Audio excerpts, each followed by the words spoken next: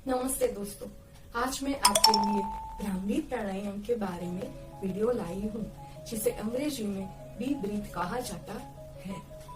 सबसे पहले मैं आपको ये प्राणायाम कैसे किया जाता है उसके बारे में बताऊंगी। ये प्राणायाम कब किया जाता है उसके बारे में बताऊंगी। इस प्राणायाम के कौन कौन से बेनिफिट है उसके बारे में बताऊंगी और बाद में ये प्राणायाम को किस मुद्रा में किया जाता है और इस प्राणायाम को करने की जो टेक्निक्स है उसके बारे में बताऊंगी। फ्रेंड्स, इस प्राणायाम को हमें सुबह और शाम खाली पेट ही करना चाहिए। इसके अलावा रात को सोते समय ये प्राणायाम करने से हमारा अंजना चक्र सक्रिय होता है, जिससे हमें अच्छी नींद आती है। जैसा कि आप सभी जानते हैं कि हमारे बॉडी के सारे रिफ्लेक्शन पॉइंट्स हमारे माइंड से जुड़े हुए होते हैं। तो ये प्राणायाम यानी कि भ्रामरी प्राणायाम करने से हमारे दिमाग के सारे सेल्स में एक कंपन सा फील होता है, एक वाइब्रेशन सा फील होता है, जिससे हमारे माइंड सेल्स में ब्लड सर्कुलेशन का फ्लो बहुत ही अच्छे से होता है, जिससे हमारा दिमाग मस्तिष्क शांत काम डाउन रहता है।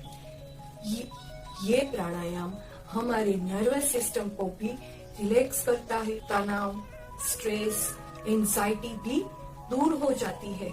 इसके अलावा जो लोग सैडनेस और डिप्रेशन में रहते हैं उन लोगों के लिए ये प्राणायाम बहुत ही बेनिफिशियल है।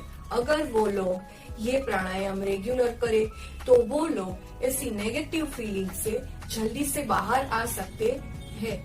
जिन लोगों को ज्यादा से ज्यादा गुस्सा आता है उन लोगों के लिए ये प्राणायाम एक एंगर मैनेजमेंट की तरह वर्क करता है। साथ ही साथ जिन लोगों को घबराहट की फीलिंग होती है, जैसे कि पब्लिक स्पीकिंग में डर लगता हो और इंटरव्यूज के टाइम पर घबराहट होती हो, और हाँ, खास करके कई स्टूडेंट्स को एग्जाम्स के टाइम पर जो डर लगता है, पेट में तितलियां बोलती है, ऐसा भय भी दूर हो जाता है। इस प्राणायाम को हम सुखासन, पद्मासन, वज्रासन और सीधासन में बैठकर कर सकते हैं। इस प्राणायाम को हम शांतमुखी मुद्रा में कर सकते हैं, जिसमें शांत का मतलब होता है छेद और मुख का मतलब होता है द्वार। यह प्राणायाम में हमें हमारे बॉडी के 6 द्वारों को बंद करना है।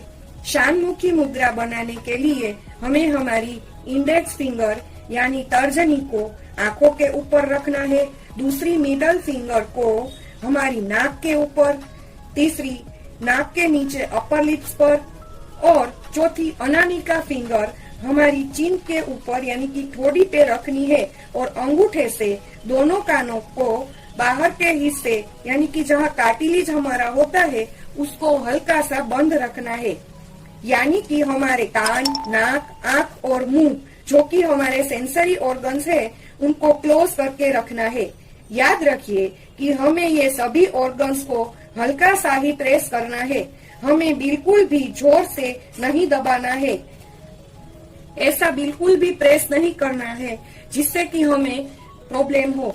हमें बिल्कुल हल्का सा ही प्रेस करना है, जिससे बाहर की दुनिया से हमारा नाता थोड़ी देर तक बंद हो जाता है और हम हमारी अंदर की दुनिया से जुड़ जाते हैं। इस तरह से करने के बाद हमें अंदर से ओम का ब्रह्मनाद यानी कि ओम का उच्चारण जो कि भंवरे की गूंज की तरफ होता है, वो हमिंग साउंड हमारी नासिका से निकालना है। ऐसा एक बार करके फिर से लंबी गहरी सांस भर के अंदर से ऐसा हमिंग साउंड निकालना है।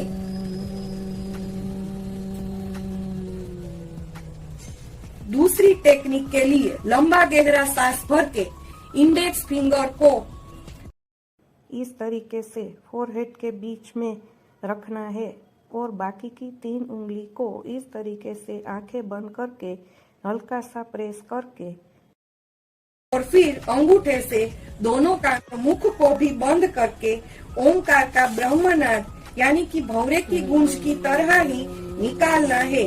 और इस नाद के रूप में फिर जब पूरा श्वास एक बार बाहर निकल जाता है तो फिर से हम लंबी गहरी सांस भरते हैं और ऐसा ही दोबारा ओम का नाद करते हैं।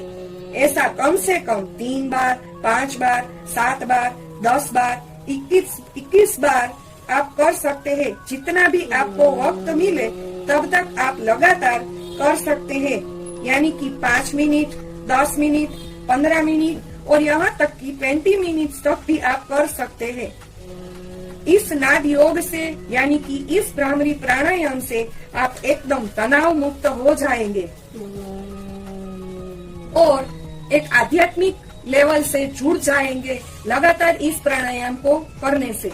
दोनों हाथों को आपस में रब करके आंखों पर लगा के उसके बाद ही खोलना है। ऐसा आप 1 बार या 3 बार कर सकते हैं, जिससे इस प्राणायाम की पूरी एनर्जी आपको अच्छी तरह से मिल जाए।